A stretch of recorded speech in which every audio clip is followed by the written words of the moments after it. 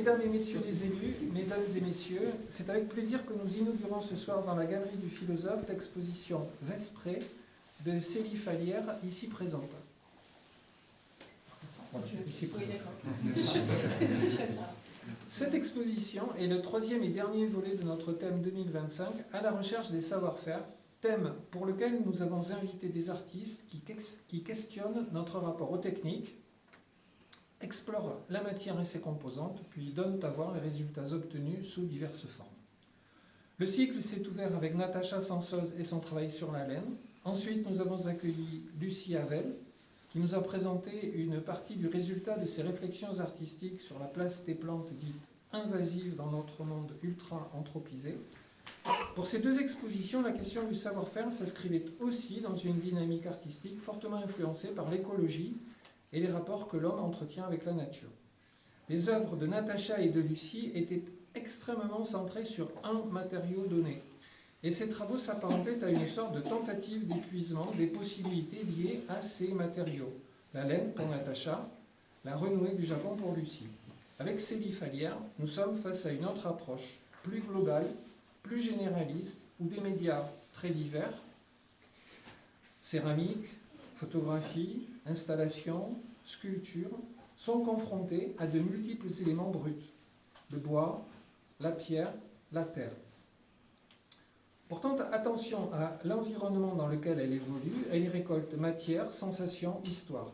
Elle convoque des objets et leurs usages avec des pratiques et des formes singulières et tente de leur restituer des affects effacés. Ainsi, pour fabriquer une paire de sabots de bête mâle, en bonne place dans l'exposition, ici, il faut deux arbres de la même essence ayant poussé à angle droit. La longue pointe effilée suit le fil du bois. Dans la légende, c'est sur cette pointe que Darner pique le cœur de sa fiancée supposée infidèle et celui de son amant. En collaboration avec Pascal Juzo, sabotier à Rien en Bethman, je ne sais pas s'il est là, peut-être, non, il n'est pas là. Bon. Célie joue et détourne cet objet devenu folklorique et sa légende violente. La proposition, mêlant les matériaux et les domaines du vivant, s'offre comme un petit monument votif à l'amour, aux vestiges et à la perte. Les objets, le savoir-faire qui et elle convoquent ne sont pas une démonstration, ils et elles portent de ténues évocations. Le terme Vesprée, qui donne son titre à l'exposition, s'inscrit bien dans cette logique, car il décrit de façon très musicale un moment particulier de la journée, la fin de l'après-midi, le début de la soirée, zone temporelle intermédiaire où les formes se réinventent continuellement sous un flux de lumière sans cesse changeant. Un moment donc propice à de multiples éclairages et à de multiples points de vue. C'est avec cet état d'esprit curieux, ouvert, neuf, peut-être même naïf, que l'association Rue des Arts vous invite à découvrir son univers dans la galerie du philosophe.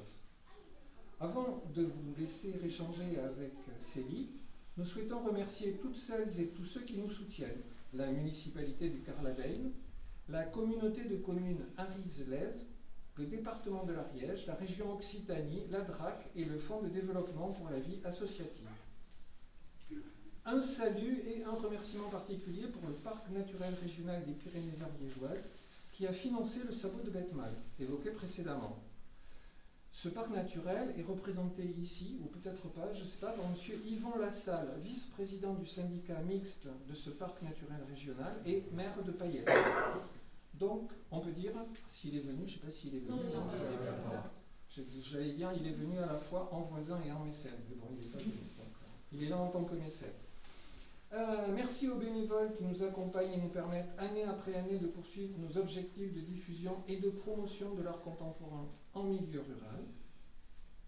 Merci à nos partenaires Dominique Benz, la GAEC Plein Air, l'Atelier La Comète et la Galerie L'Hirondelle. Je ne voudrais pas oublier la personne qui nous a donné généreusement ce foin qui sent merveilleusement bon. Je ne sais pas aussi, c'est quelqu'un du carrelage, je ne sais pas s'il est là. Absent, mais bon, en tout cas, merci à lui. Oui.